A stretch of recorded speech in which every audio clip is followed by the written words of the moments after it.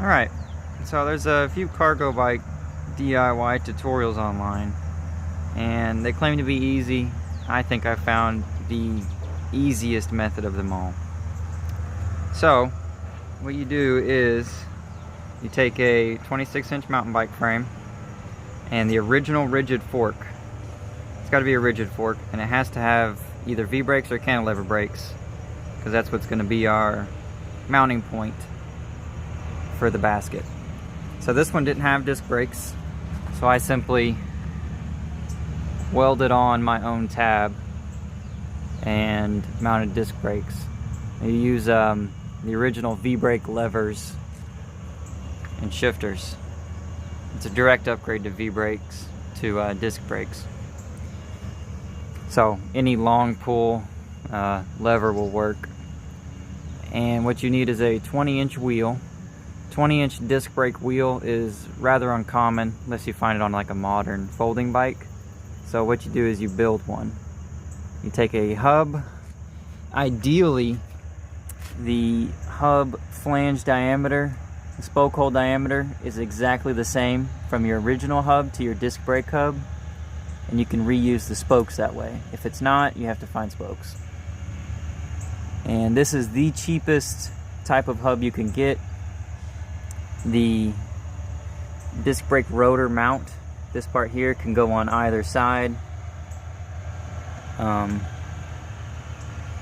Yeah, this is super cheap. It comes on those Walmart bikes. And the rim itself is just some crappy aluminum BMX bike, like a Mongoose rim or something. So I'll show all that in a second.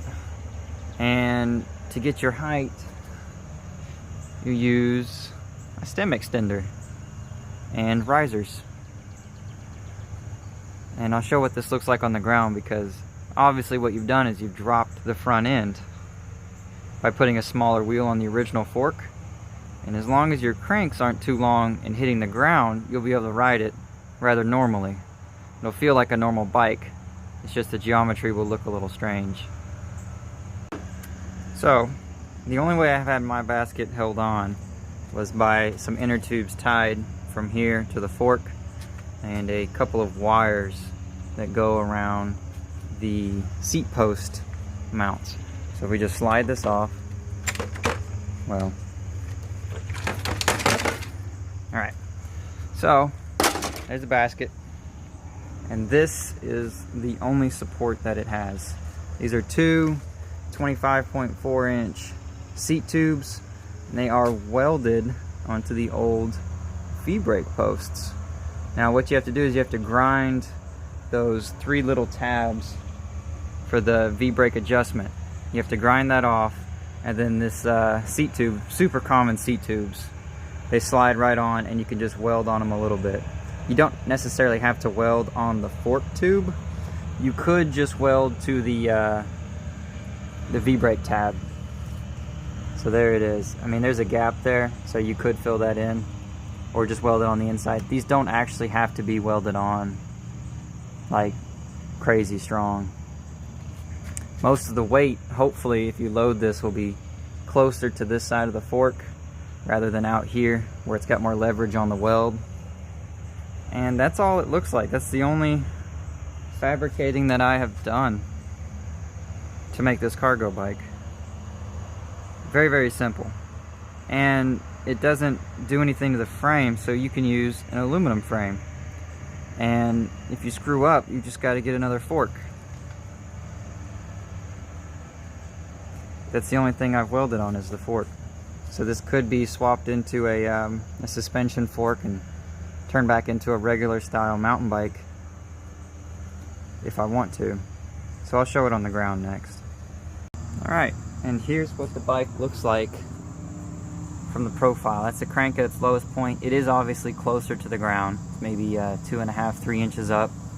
I think those are 170 cranks. So you could also drop your crank size to a 165 or 162. If you've got 175s, you would run it closer. And yeah, I've never struck a crank on the ground with it like this. You could also run a larger basket. You see all the room there on the front of the bike. There's room for a much larger basket. That's just one I had for free. And this bike rides excellent. It's extremely comfortable. What else to say about it? The only problem I've had with this is if I load the basket with a lot of stuff and I get it really tall, for some reason when the load touches the shifting cables here, it doesn't like to index properly. So I probably just need to replace the shifting cables. But yeah, I've had probably 40 pounds, 50 pounds in the front. And obviously with a cargo bike, you hit the brakes real hard with a heavy load, it'll tip forward on you. I also have a rack for loading up the rear real heavy. V-brakes are fine for this. I've had no problems with the V-brakes. The front disc brake is plenty strong enough. The only thing I would change on the cargo bike is I would gear it as low as you can, because with extra weight on the front, it's obviously going to be better going up hills with easy gears. What else to say about it? I don't think I've spent any money on this bike. This is a free cargo bike build. This was a free bike. Well, I bought this extender. That's all you really need to buy is the extender. And then I got the disc brake parts for free from a scrap bike. Just get some more shots of it here for you.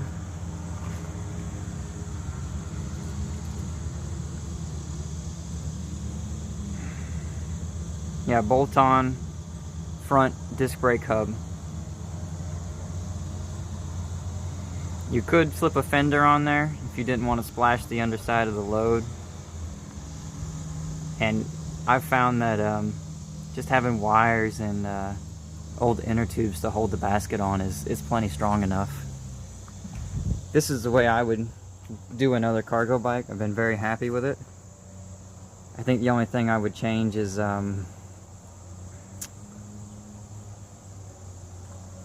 I don't know, this bike, the kickstand gets in the way. This frame is rather small for me, as you could tell by how high the seat post is, so maybe just a larger frame. If you have any questions about this one specifically, just ask.